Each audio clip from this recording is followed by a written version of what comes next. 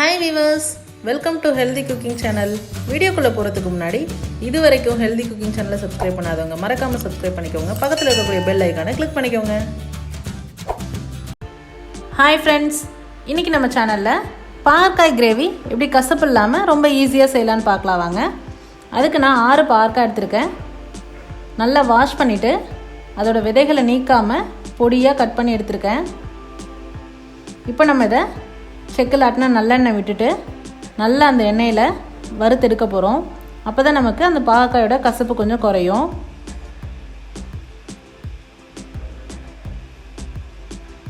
ஸ்டவ்வை சிம்மில் வச்சுட்டு நல்லா அந்த பாவக்காயோட கலர் மாறுற வரைக்கும் வதக்கி எடுத்துக்கணும். பாருங்கள், இந்த ஸ்டேஜ் வரணும். இப்போ நம்ம இதை பவுலுக்கு ட்ரான்ஸ்ஃபர் பண்ணிடலாம். அடுத்ததான் அதே கடாயில் 2 டேபிள் ஸ்பூன் அளவுக்கு நல்லெண்ணெய் விட்டுட்டு எண்ணெய் சூடானதும் 1/4 டீஸ்பூன் கடுகு, 1/4 டீஸ்பூன் வெந்தயம், 10 பூண்டு பல் பொடியாக நறுக்கி சேர்த்துருக்கேன். அடுத்ததாக 1 கைப்பிடி அளவு சின்ன வெங்காயம் நறுக்கி சேர்த்துருக்கேன். தேவையான அளவு கருவேப்பிலை. இப்போ வெங்காயம் நல்லா வதங்கட்டும்.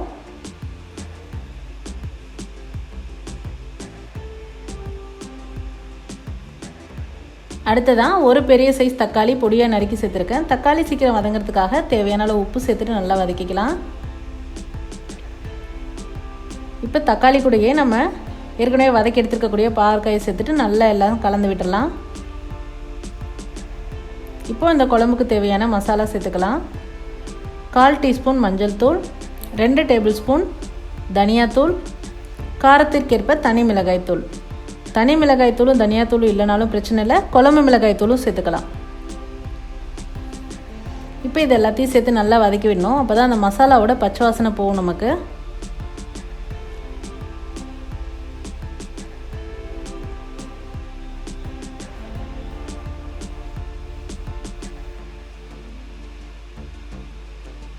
இப்போ கொஞ்சம் நேரம் மூடி போட்டு மூடிடலாம். அப்போ தான் அந்த மசாலா எல்லாமே அந்த தக்காளி வெங்காயத்து கூட நல்லா பைண்டாகி வரும்.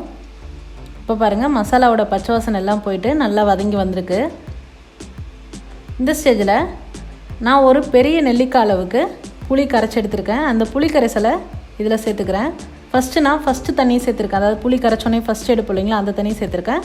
அதை சேர்த்துட்டு நல்லா எல்லாமே மசாலா இந்த ஏற்கனவே இருக்கக்கூடிய பாவக்காய் தக்காளி வெங்காயம் எல்லாத்துக்கூடையும் நல்லா கலந்து விட்டுட்டு அடுத்ததாக செகண்ட் புளியும் சேர்த்து தண்ணியை சேர்த்துட்டு நல்லா நம்ம தேவையான அளவு தண்ணி விட்டுட்டு குழம்பு நல்லா கொதிக்க விட்டுடலாம். இப்போ பாருங்கள், எல்லாத்தையும் நல்லா கலந்து விட்டாச்சு. இப்போ ரொம்பவும் தண்ணி விட்டுறக்கூடாது, கரெக்டாக இருக்கணும். இல்லைனா குழம்பு வந்து தண்ணி பதமாக போய்டும், நமக்கு கிரேவி கன்சிஸ்டன்சி கிடைக்காது. இப்போ பாருங்கள், நல்லா எல்லாமே கொதிச்சு எண்ணெய் மேலே வந்துருச்சு. இந்த ஸ்டேஜில் நம்ம ஸ்டவ் ஆஃப் பண்ணிடலாம். நம்மளோட பாவக்காய் கிரேவி கசப்பு இல்லாமல் ரொம்ப ஈஸியாக சூப்பராக ரெடி ஆகிடுச்சு. ரொம்பவும் தண்ணியாக இருக்காது, ரொம்பவும் திக்காகவும் இருக்காது, கிரேவி பதத்தில் நல்லாயிருக்கும். லாஸ்ட்டாக சர்வ் பண்ணும்போது மல்லி இலை விட்டு சர்வ் பண்ணோம் அப்படின்னா ரொம்ப சூப்பராக இருக்கும். இந்த பாவக்காய் கிரேவி நம்ம சூடான சாதத்தில் நல்லெண்ணெய் விட்டோ இல்லை நெய் விட்டோ சாப்பிட்டோம் அப்படின்னா சுவை கூடுதலாக இருக்கும். கொஞ்சம் கூட கசப்பே தெரியாதுங்க. அது மட்டும் இல்லை, இது சப்பாத்திக்கு ஒரு பர்ஃபெக்ட் சைட் டிஷ்னு சொல்லலாம். தோசைக்கும் நல்லாயிருக்கும். ட்ரை பண்ணி பார்த்துட்டு உங்களோட கமெண்ட் மறக்காமல் சொல்லுங்கள் ஃப்ரெண்ட்ஸ். இது போன்ற ஹெல்தி ரெசிபீஸ்க்கு மறக்காமல் ஹெல்தி குக்கிங் சேனலை சப்ஸ்கிரைப் பண்ணுங்கள். இந்த வீடியோ உங்களுக்கு பிடிச்சிருந்தா லைக் பண்ணுங்கள், ஷேர் பண்ணுங்கள், கமெண்ட் பண்ணுங்கள். தேங்க்ஸ் ஃபார் வாட்சிங் ஃப்ரெண்ட்ஸ்.